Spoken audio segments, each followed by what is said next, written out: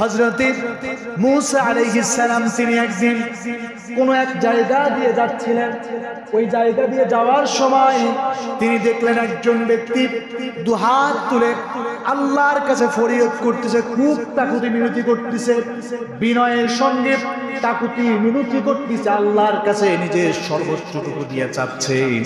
এই লোকের চাওয়া দেখে মূসা আলাইহিস সালাম বলেই ফেলেছেন, আল্লাহ যদি আমার দেওয়ার ক্ষমতা থাকতো আমি সঙ্গে সঙ্গে এই ব্যক্তির চাওয়াটা পূরণ করে দিতাম। কইছে কে? কথা বলে না, বলছে কে? মূসা আলাইহিস সালাম বলছে যে আল্লাহ তোমার বান্দা যেভাবে চাচ্ছে, যেমনে কান্নাকাটি করতেছে, আমার তো মন গলে গেছে। আমার যদি দেওয়ার ক্ষমতা থাকতো, ও যেগুলি চাচ্ছে এগুলো যদি আমি পূরণ করার ক্ষমতা রাখতাম, তো আমি তোমার বান্দার চাওয়া পূরণ করতাম, তোমার আশায় বসে রাখতাম। আল্লাহ ডাক দিয়া বলে, মূসা রে শুনে রাখো, আমার বান্দা চাইতে চাইতে এইরকম করে দোয়া করতে করতে যদি মৃত্যুবরণ করে, আর হাত খানাকে উঁচু করতে করতে যদি তার হাতটা আসমান পর্যন্ত পৌঁছে যায়, এরপরও আমি আল্লাহ তাআলা তার দোয়া কবুল করব, তার দোয়া আমি কবুল করব না।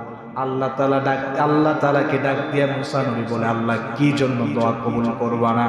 আল্লাহ বলে, বন্ধুরে শোনো, ওই বান্দা আমার কাছে দোয়া করতেছে ঠিক আছে, কিন্তু যে খাবারটা কিছুক্ষণ আগে ভক্ষণ করেছে খাবারটা হালাল নয়, হারাম।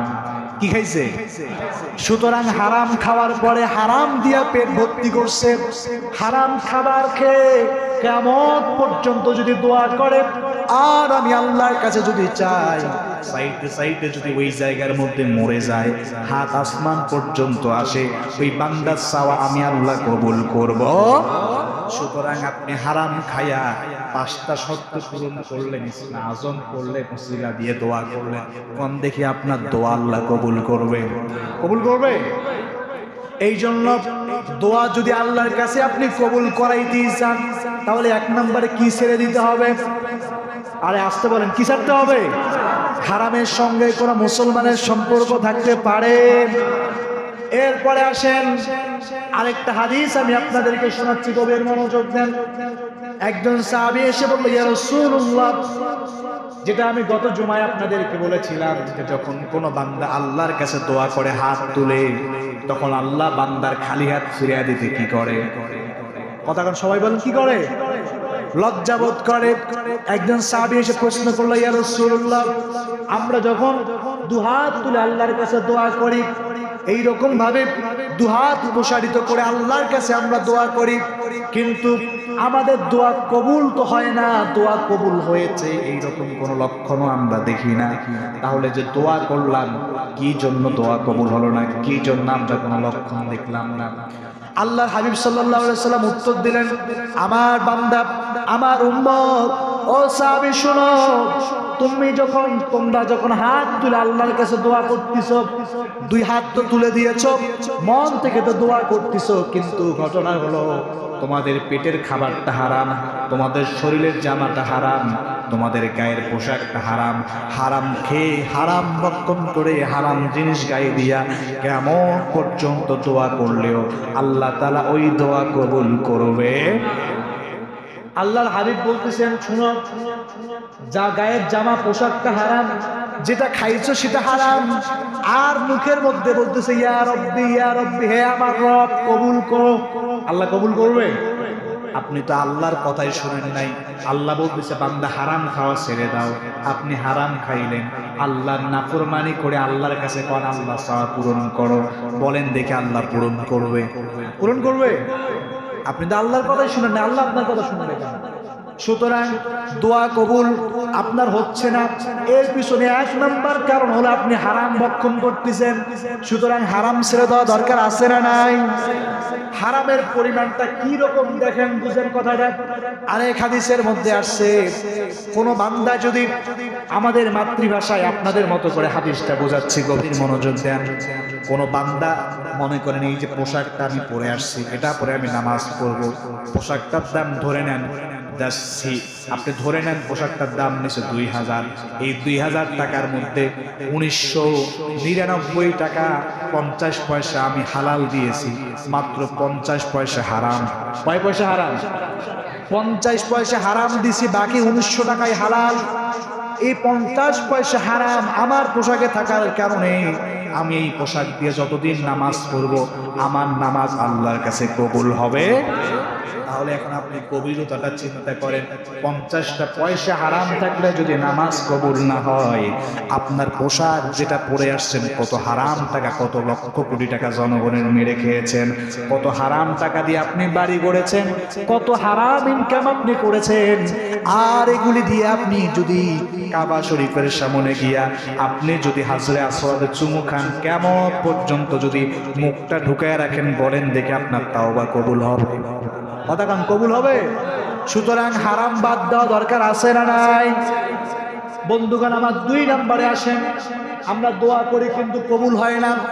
এর পিছনে 2 নম্বর কারণ হলো, আমরা যখন দোয়া করি আল্লাহর কাছে চাই, তখন আমাদের অন্তরের ভিতরে জবান দিয়ে আল্লাহর কাছে আমরা ফরিয়াদ করতেছি, আল্লাহর কাছে আমরা চাইতেছি, কিন্তু মনোযোগ নাই, মন অন্য জায়গার মধ্যে, মনের ভিতরে আরেক চিন্তা ভাবনা। দোকানটা খোলা রেখে আসলাম, না জানি চুরি হইল কিনা, দোকানে ছেলেটাকে রেখে আসলাম, কয় টাকা বেচাইলো, কয় টাকা পকেটে ঢুকাইলো আল্লাহ জানে। বাড়ির মধ্যে ধান ভাঙতেছে, মিস্ত্রিটা ঠিক মতো কাজ করতেছে কিনা, এইরকম নানান চিন্তা মনের ভিতরে রেখে আল্লাহর কাছে যদি দোয়া করি, এইরকম গাফের অন্তরের দোয়া আমার আল্লাহ তাআলা কবুল করবে। সুতরাং দোয়া করতে হবে একনিষ্ঠ মনে। দোয়া করতে হবে কিরকম ভাবে? একনিষ্ঠ মনে, গভীর মনোযোগ দেন। আল্লাহর পয়গম্বর হযরত মুসা আলাইহিস সালাম তিনি এক জায়গা দিয়ে যাচ্ছিলেন, যাওয়ার সময় দেখলেন এক ব্যক্তি খুব কান্নাকাটি করে আল্লাহর কাছে দোয়া করতেছে, আল্লাহর কাছে তার প্রয়োজনের জন্য ফরিয়াদ করতেছে। তার কান্নাকাটি দেখে আল্লাহর নবী মুসা কালিমুল্লাহ তিনি আল্লাহকে ডাক দিয়ে বললেন, রব্বুল আলামিন, তোমার বান্দা তোমার কাছে এরকম ভাবে চাইতেছে, কি জন্য তোমার বান্দার দোয়া কবুল করতেছ না? এত করে কান্নাকাটি করতেছে, চোখের পানি দিয়ে জামা ভিজে গেছে, এরপরেও কি জন্য চাওয়া পূরণ করতেছ না? আল্লাহ তাআলা ডাক দিয়ে বলে, বন্ধু মুসা শোনো, আমার বান্দা মন থেকে নয়, জবান দিয়ে আমার কাছে দোয়া করতেছে, কান্নাকাটি করতেছে, কিন্তু বান্দার মনের ভিতরে সে তার বাড়ির মধ্যে বকরির পাল মরুভূমির মধ্যে রেখে আসছে, চিন্তা করতেছে বকরির পাল আছে না বাঘে খাইছে। কথা বুঝছেন?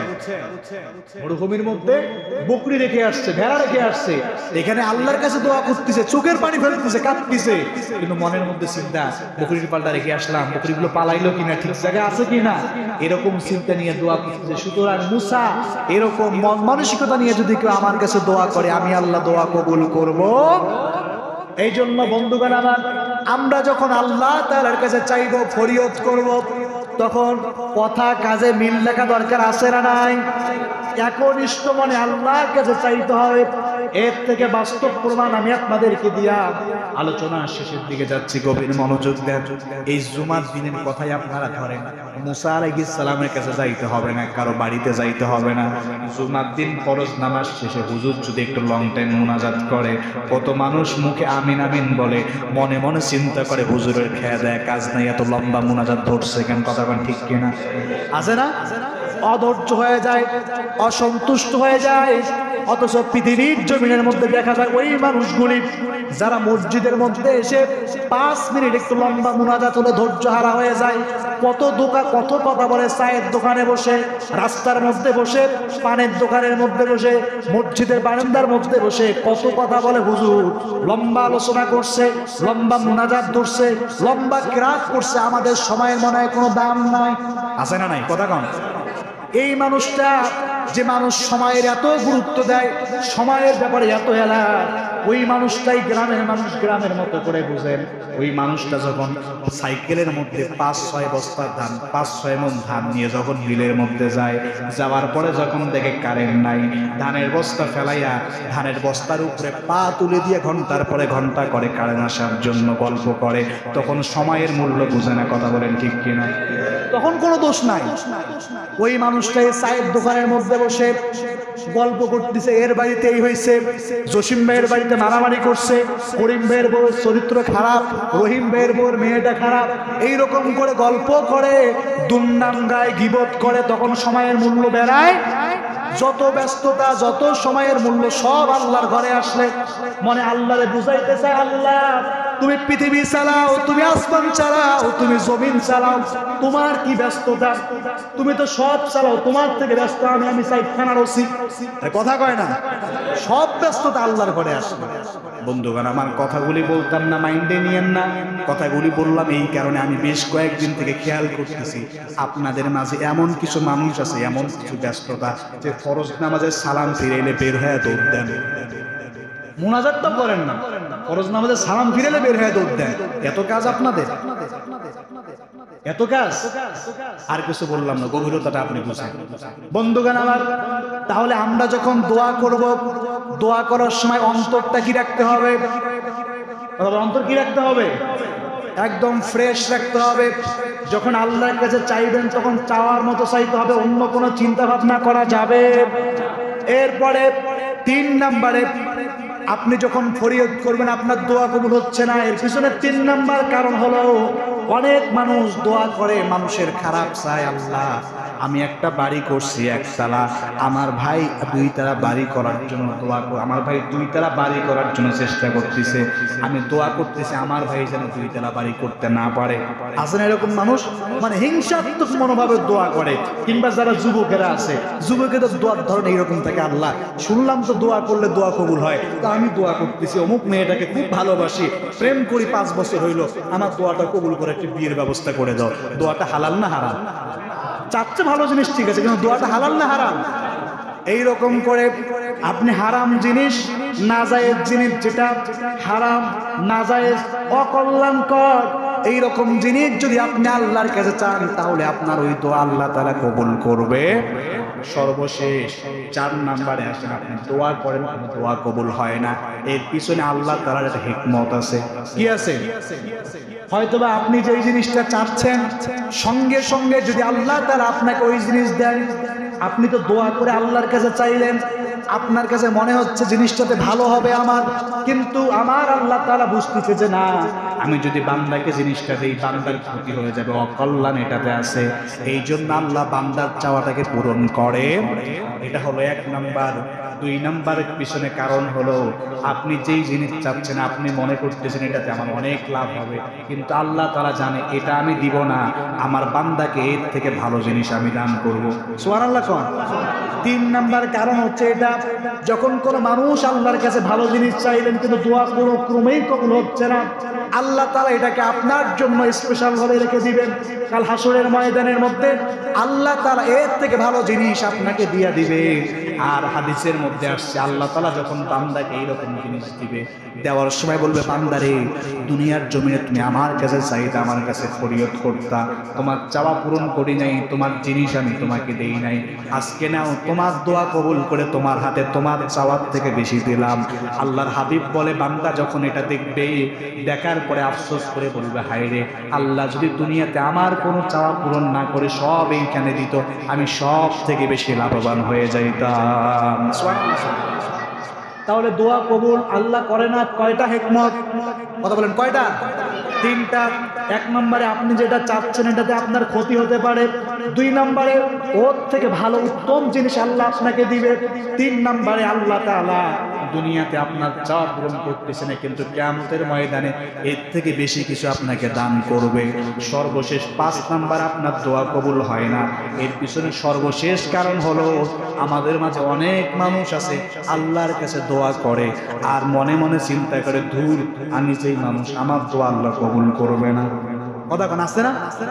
মানে দোয়া করতেছে আল্লাহর কাছে, আল্লাহ কষ্ট পাচ্ছেন আপনারা, শেষ করে দিচ্ছি, দোয়া করতেছে আল্লাহ আমি অভাবী মানুষ, আমার অভাবটা দূর করে দাও, ছেলেটা বিয়ে হচ্ছে না, মেয়েটার বিয়ে আমি দিতে পারতেছি না, গরিব মানুষ, টাকা পয়সা নেই, দোয়া কবুল করো। উপরে উপরে আল্লাহর কাছে চাইতেছে, মনে মনে চিন্তা করতেছে, দূর নামাজই পড়ি না ঠিক মতো, আল্লাহর ইবাদতই করি না ঠিক মতো, আমার সওয়াব পূরণ হয় নাকি? এরকম মানুষ নাই? উপরে আল্লাহর কাছে চায় কিন্তু তাওয়াক্কুল করতে পারে না, মন থেকে আল্লাহর উপরে ভরসা নাই, এই জন্য ওই ব্যক্তি দোয়া করে, দোয়া কবুল হয়। এর বাস্তব একটা উদাহরণ আমি আপনাদেরকে দিতে চাই, শুনবেন? কষ্ট হবে আপনাদের? ছোট্ট করে উদাহরণটা আমি আপনাদেরকে দিচ্ছি, বন্ধুগণ গভীর মনোযোগ দেন। একজন হিন্দু আরেকজন মুসলমান, দুই বন্ধু। কয় বন্ধু? দুই বন্ধু, একজন হলো হিন্দু আরেকজন মুসলমান। হিন্দু মুসলমানকে ডাক দিয়ে বলল, দোস্তরে আমি তো সব জায়গার মধ্যে শুনি যে আল্লাহর কাছে চাইলেই নাকি আল্লাহ দোয়া কবুল করে, তোমার আল্লাহ নাকি সব দোয়া পূরণ করে দেয়, সুতরাং আজকে একটু আমাকে প্রমাণ দাও, চলো আমরা দুই বন্ধু গাছের আগাল থেকে কিংবা ছাদ থেকে লাফ দিব, তুমি তোমার আল্লাহর কাছে সাহায্য চেয়ে লাভ দিবা যেন তোমার ক্ষতি না হয়, আর আমি আমার ভগবানের কাছে চেয়ে লাভ দিব যাতে আমার কোনো ক্ষতি না হয়, দেখি তোমার ভগবান সত্য নাকি আমার আল্লাহ সত্য, প্রমাণটা হয়ে যায়। বন্ধু বলল ঠিক আছে চলো।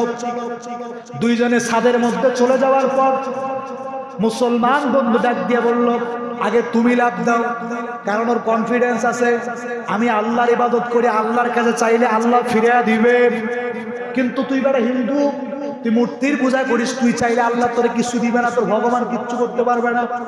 এই জন্য হিন্দুরে কইছে তুই আগে লাভ দে। হিন্দু ভগবানের লাভ নাম নিয়ে লাভ দিছে, কিন্তু ঘটনাক্রমে তার কোনো ক্ষতি হয় নাই।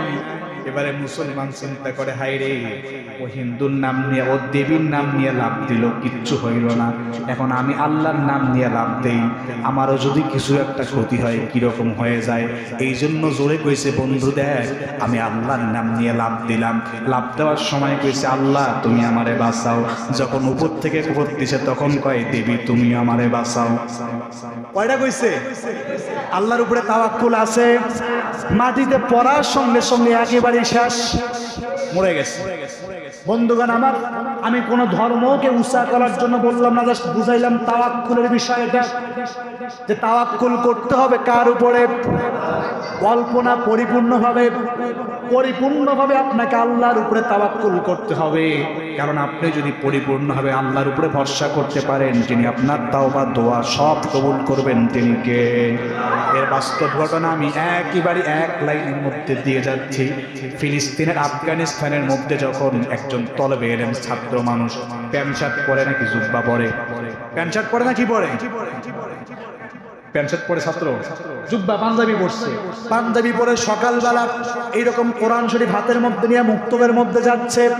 যাওয়ার সময় মিলিটারি বাহিনী আমেরিকান সৈন্য ছাত্রকে দেখে মনে করলো, যেহেতু পাঞ্জাবি পরছে, টুপি পরছে, হাতের মধ্যে কোরআন, মনে হয় দূর থেকে কুয়াশার মধ্যে দেখে মনে করছে হাতের মধ্যে কোনো আত্মঘাতী বোমা হবে, এই জন্য তাকে সামনে ডেকে আনছে।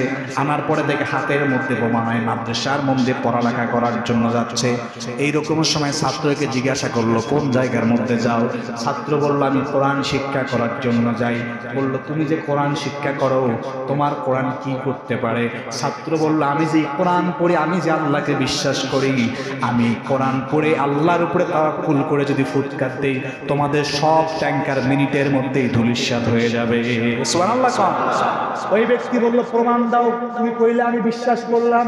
আমেরিকান সৈন্যর সামনে দাঁড়িয়ে আল্লাহর বান্দা হাতের মধ্যে কোরআন নিয়ে কোরআন তেলাওয়াত করে নামাজ পড়ে হাতের মধ্যে বালু নিয়ে আল্লাহর উপরে তাওয়াক্কুল করে দোয়া করলো, রব্বুল আলামিন হাতের মধ্যে বালু নিলাম, আমি জানি বালুর কোনো ক্ষমতা নাই, এই বালু বিশাল বড় বড় ট্যাঙ্কারগুলিকে নষ্ট করতে পারবে না, সব ক্ষমতার মালিক হলে তুমি। আজকে তোমার তাওহীদের প্রমাণ দেওয়ার পালা, তোমাকে সত্য প্রমাণ করার পালা।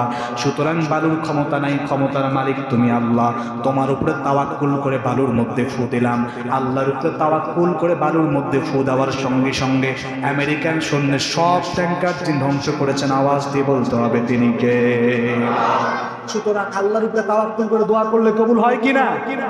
এই পর্যন্তই আজকের আলোচনা। অনেক সময় নিলাম, এর জন্য আন্তরিকভাবে দুঃখিত। বন্ধুগণ আমার, কথাগুলো আসলে বোঝানো দরকার আপনাদেরকে, তাহলে আমরা দোয়া কবুলের পূর্ব শর্ত পাইলাম কয়টা? 5টা। 1 নম্বরে কি করব? নেক আমল। 2 নম্বরে ইস্তেগফার। 3 নম্বরে ইসনা আজম। 4 নম্বরে নির্দিষ্ট সময় নির্দিষ্ট স্থান। 5 নম্বরে কি? উসিলায় দোয়া করব। এই 5টা বিষয় যদি আমরা দোয়া করে কবুল না হয়, তাহলে এর পিছনে আবার কয়টা কারণ? 5টা কারণ। 1 নম্বর হচ্ছে হারাম ভক্ষণ করা। এরপরে আপনার 2 নম্বরে হচ্ছে যে আমরা আল্লাহর কাছে দোয়া করি, তাওবা করি, কিন্তু আমাদের মনের ভিতরে কি আল্লাহর বিশ্বাস নাই, পূর্ণ ভরসা আস্থা নাই। এরপরে 3 নম্বরে হচ্ছে হারাম খাবার ভক্ষণ করি।